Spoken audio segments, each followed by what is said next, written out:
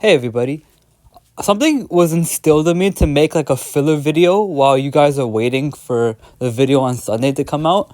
And this video in particular that I'm talking about is a video that I want to make where it's just another still image slapped on and just me giving my commentary, my raw thoughts and opinions on something. And I wanted to give my opinions on my experience with struggling continuously and to this day with PMO. So I wanted to talk about specifically how a lot of people gave me the wrong advice in this scenario, and where they said, oh, the reason why you continue to live in the sin is because you're being lustful, right? But I learned that actually it's not necessarily lust that's the root cause of why we continue to fall into the sin time and time again. In fact, although, and now that may sound nonsensical at first, because when we look at the manifestation of this sinful behavior, what is it? It looks very lustful, right? You're looking at something lustful, you're doing something lustful, you know what I'm saying? Like, people think like, oh, boom, because it's related to, sexuality, that means it is pertaining to lust, right? But that's not always the case. See, although this sin manifests in lustful forms, I found that from my experience personally, this type of relapse and this reoccurrence of the sin is rooted not necessarily in lust, but it's rooted in sloth and gluttony. Now, what do I mean by that? Basically, it's rooted in laziness, is what I'm trying to say.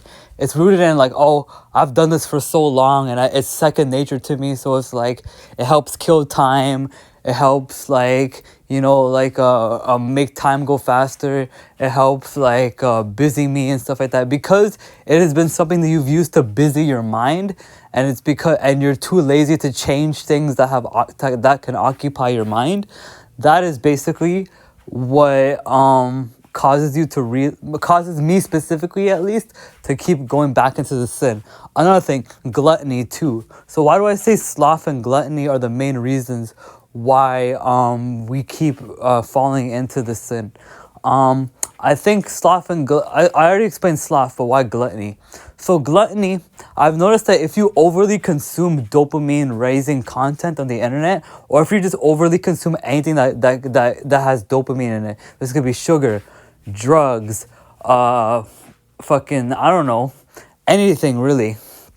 But for the most part, like anything that raises your dopamine levels or excites you or stimulates your brain could lead you into a relapse, because if you're having too much of it, your brain receptors for dopamine are gonna get fried and be like, oh, I need the next best thing to hit these dopamine receptors, right? So it's that gluttonous, overly consumption of dopamine raising content and dopamine raising things that gets your brain to look for the next biggest dopamine hit. So I'm telling you, people, although this sin is manifested in lustful forms, don't be deceived, for actually it is sloth and gluttony in disguise. So how can we battle sloth and gluttony if not lust, right? And this is something, I'm not gonna lie, I'm still struggling to find an answer for, because whenever I ask people this, oh, how can I find an answer, or how can I find an escape for something that I've been using as an escape, they tell me oh, that's on you to find the answer, and you have to find the answer on your own. Then I hopefully one day I can check back in with you guys when I've committed to a longer period of abstinence, and where I'm able to understand how we can escape the thing that's become our escape, right? How do you escape a thing that you've been accustomed to being your escape, right?